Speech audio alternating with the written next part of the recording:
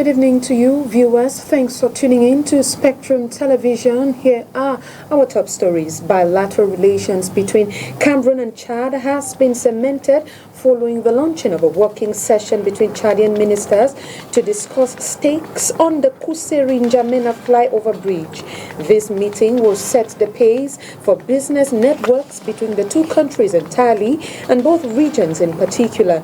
Details of that encounter in a few seconds. Plus, many filling stations in the nation's capital are short of fuel. Commercial bike riders, like others, have decried the fuel shortage, which comes barely a few months after government had ensured stability in the oil and gas sectors.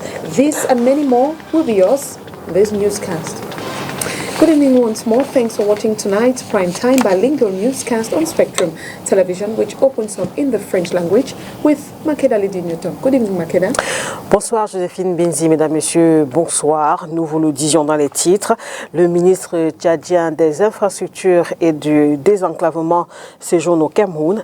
Le docteur Idriss Saleh est venu rencontrer les responsables du ministère des Travaux publics.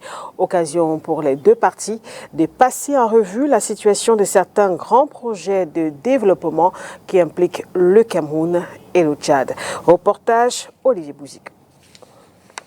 Cette rencontre bilatérale Cameroun-Tchad marque le début d'une visite de travail du ministre tchadien des Infrastructures et du Désenclavement sur le sol camerounais.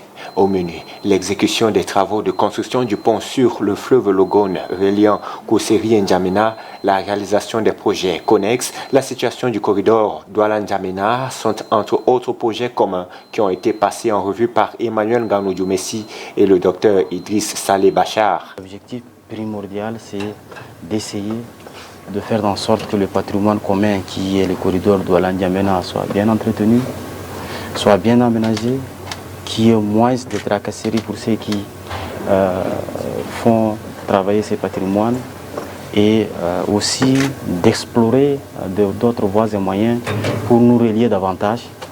Comme vous le savez bien, nous sommes reliés via Kuseri actuellement au pont Guéli. Nous avons le pont Yagua qui est un bon projet, un excellent projet bilatéral financé par des partenaires extérieurs suivant la volonté politique de nos chefs de l'État. Et nous sommes venus ici pour faire en sorte que ces ponts soient finalisés dans les délais requis et faire en sorte que les travaux connexes pour les deux pays soient aussi réalisés pour le bénéfice de nos populations. Les travaux connexes sont assez importants et ça a été souligné par les différents intervenants. Nous sommes venus ici aussi pour voir, explorer et laisser l'attitude durant les 3 jours à nos excellents cadres, que ce soit du côté Cameroun, côté Tchad, de voir très rapidement faire en sorte que le troisième projet de liaison entre nos deux pays soit concrétisé. Les deux délégations ont ensuite visité le site de construction de la phase 1 de l'autoroute Yaoundé-Douala, tronçon faisant partie du corridor Douala-N'Djamena et qui a suscité un intérêt majeur au cours des échanges. Les deux parties ont souligné l'importance de renforcer les actions visant à préserver ce patrimoine routier dont bénéficient les populations des deux pays. Par ailleurs, le Tchad a encouragé les autorités camerounaises pour la réalisation effective du projet de réhabilitation dès 2024 de certaines sections du corridor. Les projets financés par la Banque mondiale au Cameroun sont au ralenti.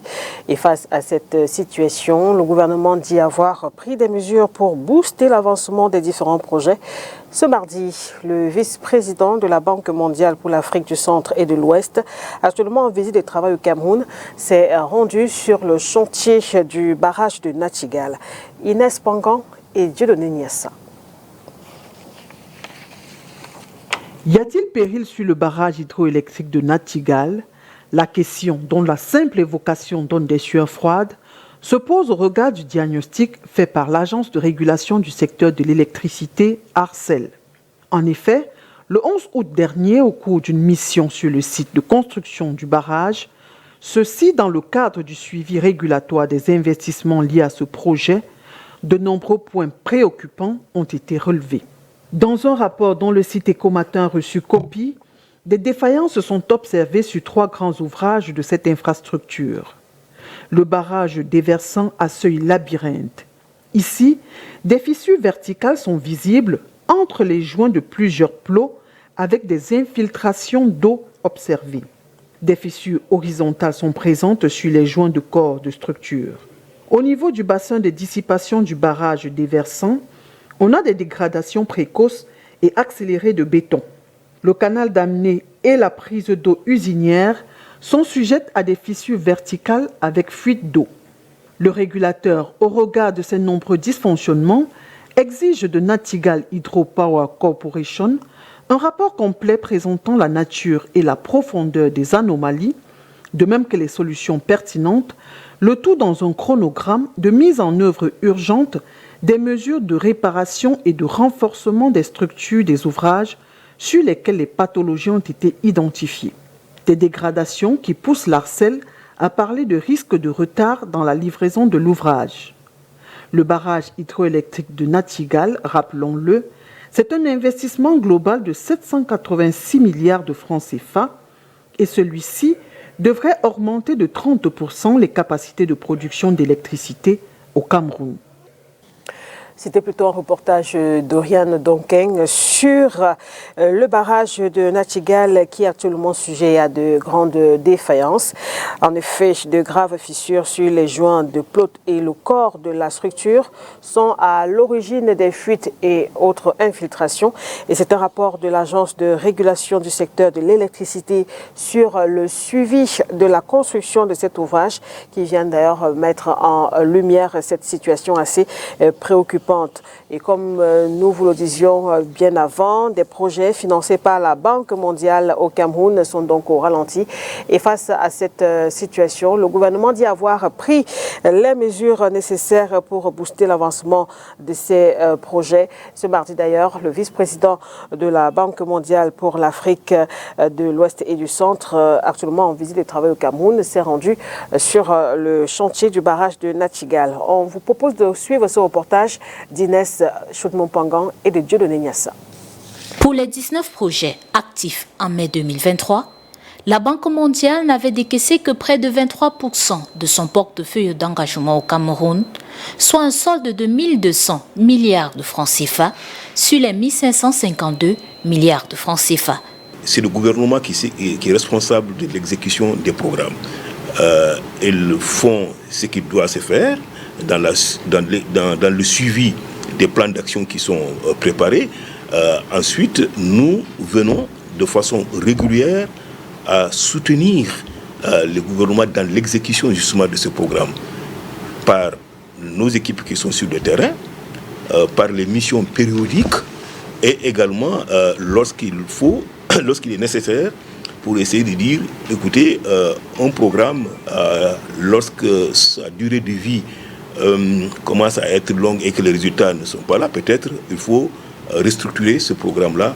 Sur cette question, le ministre de l'économie, de la planification et de l'aménagement du territoire explique que la survenue de la Covid-19 a ralenti la mise en œuvre de plusieurs projets. Des mesures ont été prises, tant pour la préparation des projets, pour la passation, bien entendu, de ces projets au niveau du conseil d'administration, la mise en vigueur des projets en question et le suivi et exécution de ces projets.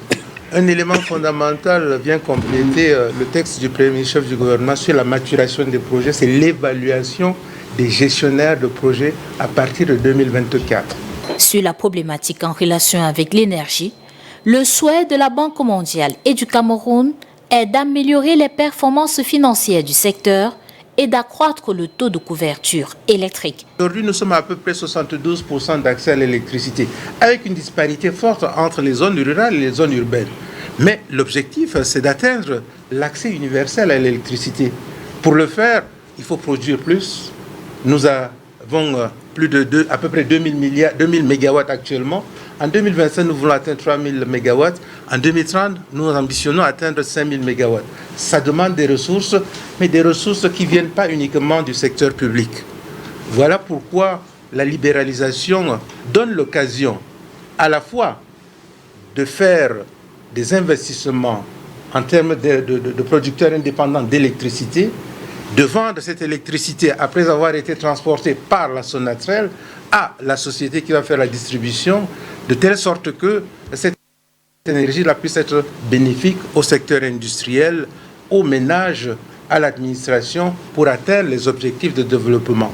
Ces informations sont rendues publiques ce 20 novembre 2023 à Yaoundé au cours d'un point de presse. La visite au Cameroun du vice-président de la Banque mondiale pour l'Afrique de l'Ouest et du Centre, ce 21 novembre, c'est sur le site du projet hydroélectrique de Nachtigal. Son but, c'est d'étendre l'accès à l'électricité à 88% de la population. A nationwide recruitment campaign into the Rapid Intervention Battalion defense fragments as well as Presidential Guards is ongoing, with 2,000 officers are waiting to be called up. On Monday, just 500 were selected after completing a 20-kilometer race while carrying a 20 kilograms bags of sand as medical teams assisted them while on this course. Oni Ladonet completes that story. A wave of pride and relief washes over Ganda Shaleng as it crosses the finish line as first amongst over 800 candidates in the grueling 20-kilometer race test for aspiring commandos of the Rapid Intervention Battalion and the Presidential Guards. The native of the Mongo Division surmounted the challenging test in the space of 1 hour 53 minutes with a 20-kilogram bag of sand on his neck. Dans le recrutement, nous sommes rendus à l'étape. The recruitment phase is at the level of the littoral and southwest regions. The activity follows its habitual programming, which consists of reviewing the documents of each candidate, the identification of these candidates. Then they will go through medical checks. Eligible participants were selected for the sports exercise, one we have carried out this morning. A 20-kilometer race with a 20-kilogram weight on an itinerary controlled by specialists. People engage in providing them with water and a source of energy, sugar, and sports experts. Et par des professionnels du sport. The recruitment process for these state officers has taken place in Douala this Monday, with over 500 candidates selected from the littoral and southwest regions. This exercise is to just show that the head of state have just given chance to every Cameroonian. We're now considering from what tribes you are, but everybody is coming to, let me say, try to win the places that are given for them. So we are proud of what you are seeing this morning. There was no injustice. The joy of validating this important stage beats the exhaustion. I like the boys, the way they are working, defending our country. So I would really like to be in the work. I'm really happy right now because I'm having this thing on me. Because it's not easy. There are many people outside there that are not having it. It's not easy. It's not easy. I wanted to give up, but it's not easy. There are boys in the hospital right now that they wanted to take this thing. So I'm really happy. I'm happy to have this right now. I pray that the next step that will be coming, I will be able to pass through. The focus will now be on the west and northwest region.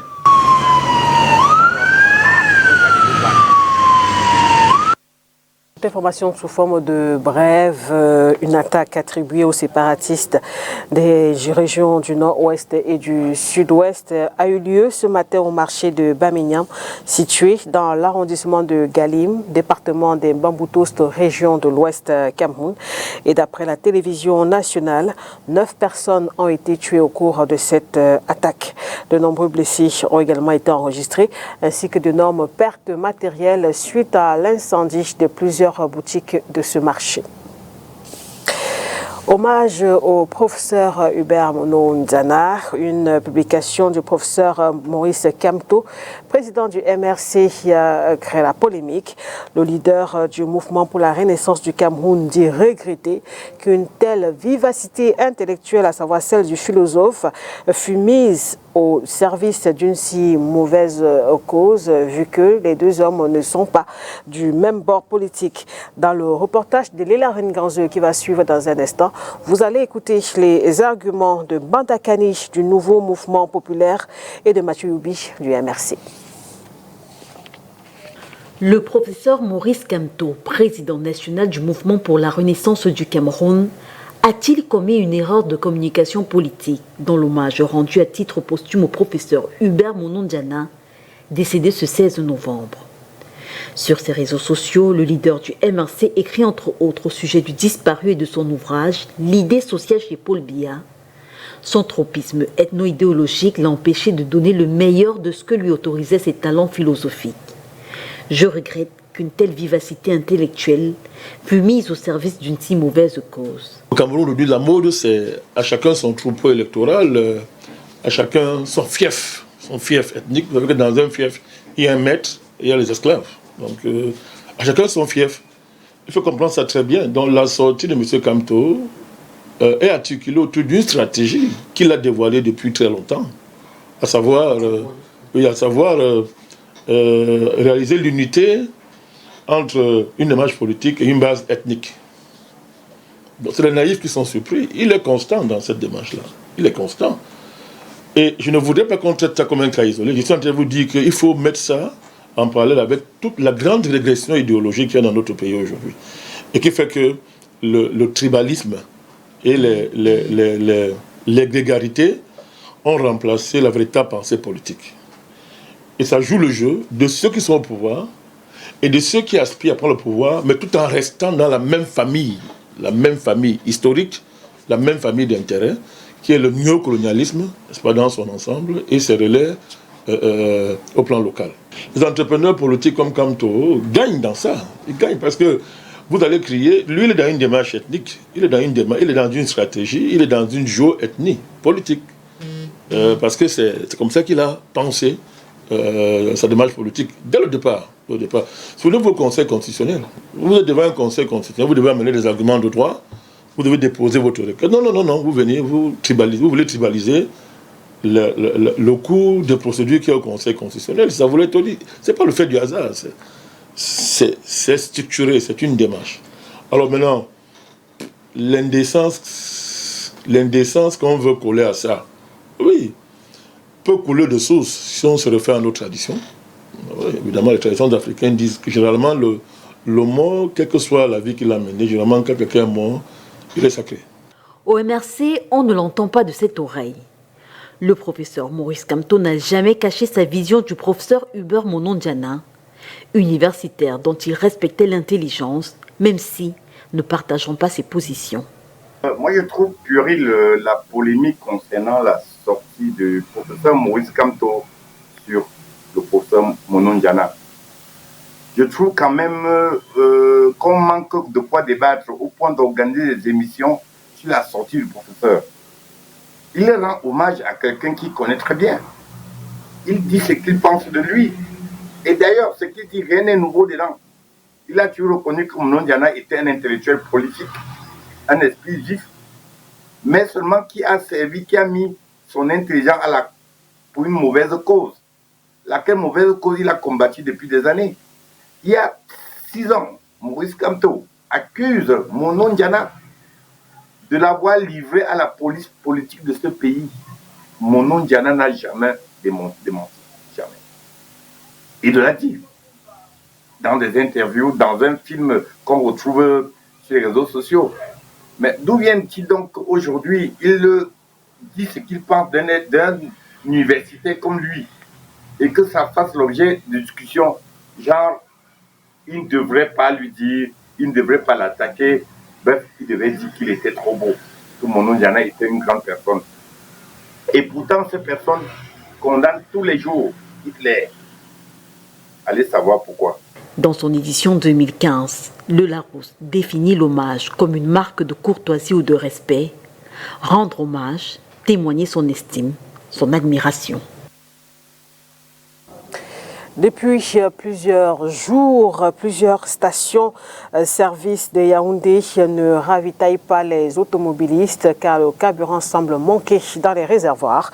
Cette situation, qui n'est pas générale, intervient peu de temps après les promesses faites par le gouvernement, à savoir couvrir le marché par des réserves. Olivier Bouzique.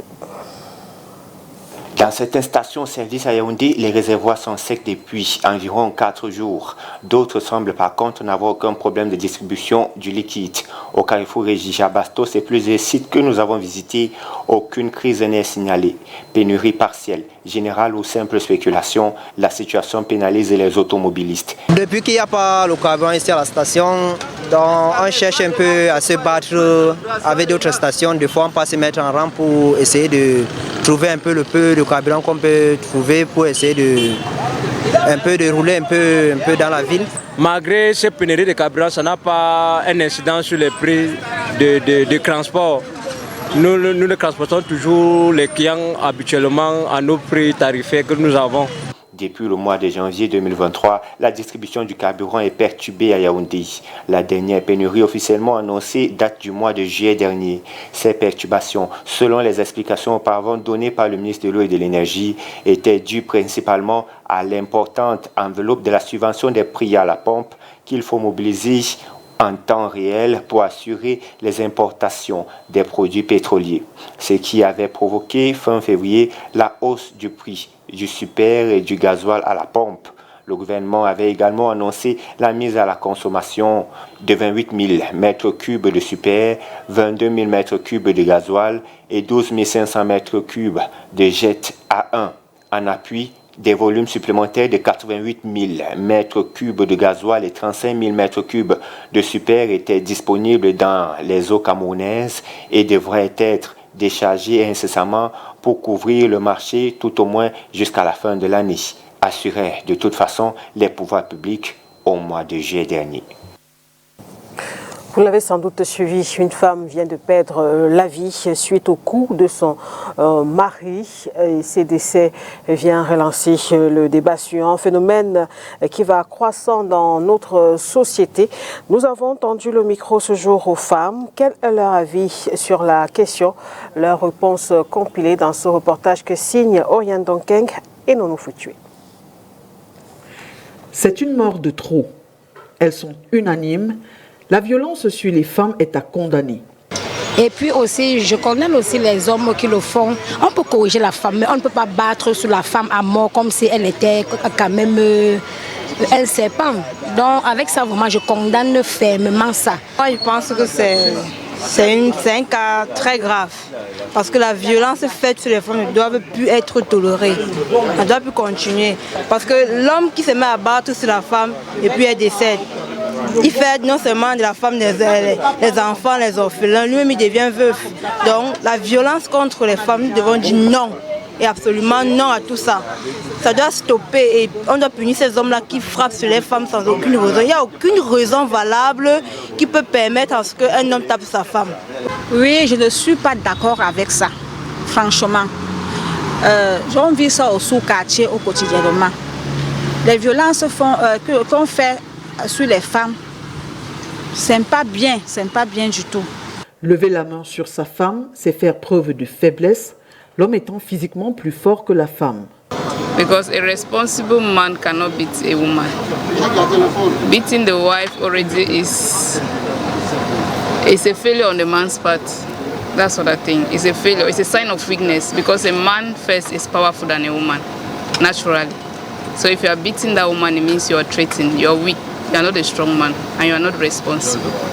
So beating is not an option. Passé la condamnation, il faut prendre les solutions qui s'imposent.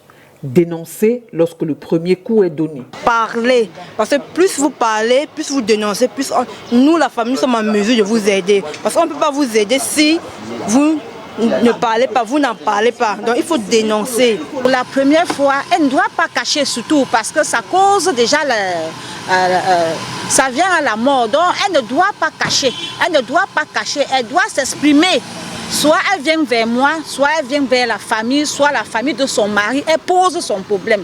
Si on n'essaye pas d'arranger, elle divorce. Le mariage, oui, mais pas à tous les prix. You will never see a woman that died because she is single.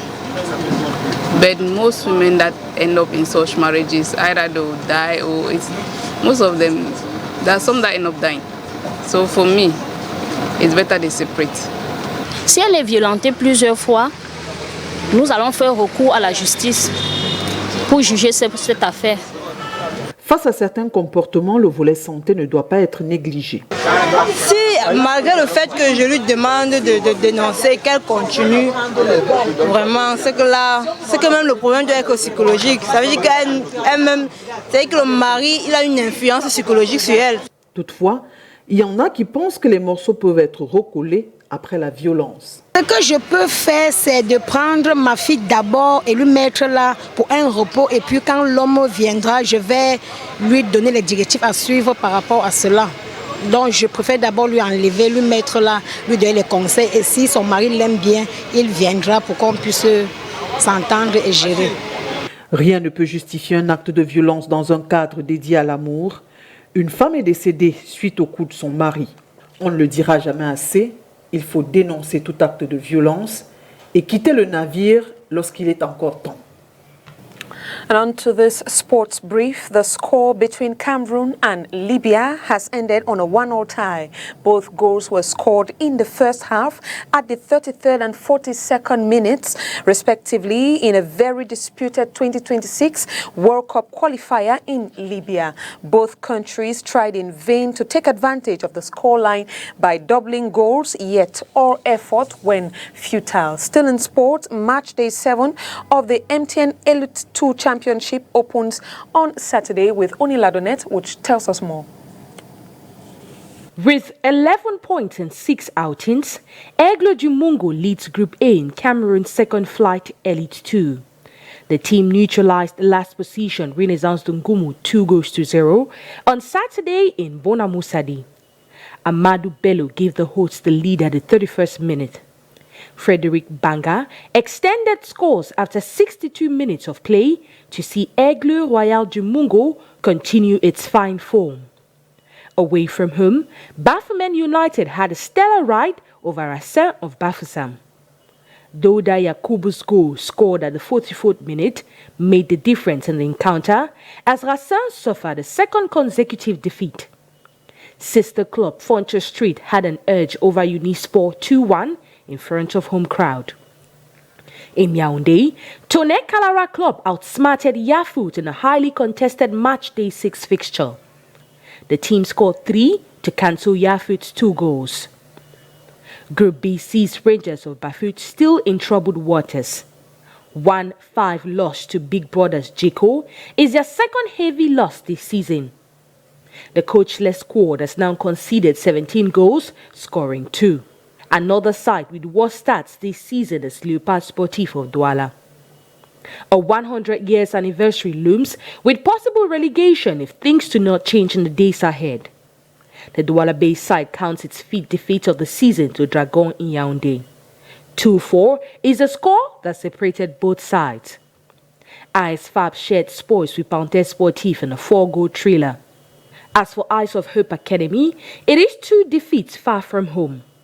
The boys of coach Nien Aimé conceded 4 goals, scoring known to tough contender Edingsport de la Leke. And it is with that sports report that we close the curtains for tonight's newscast. It was a pleasure bringing news to your screens. Thanks for watching and good night. Good night to you, Makeda. Mesdames et messieurs, merci de votre attention. Bonne soirée sur Spectrum Télévision.